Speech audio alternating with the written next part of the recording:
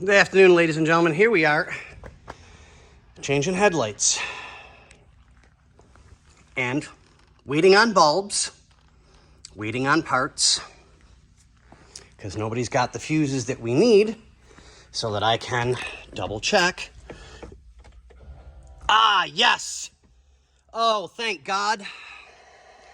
Okay, we're up and running. The stereo has what's called a fail-safe. I was right. Antenna's up again. Bernsey. Do we have brake lights? I haven't gotten that far yet. I'm only so good, but look what's up. Oh, the fuse. What do you hear? We have the radio. It has a fail-safe.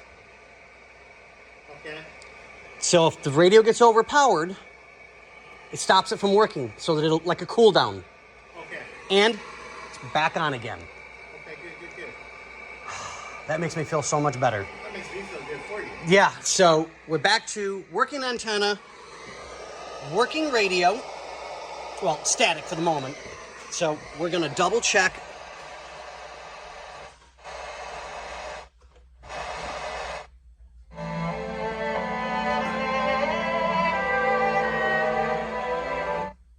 God, Live on the air?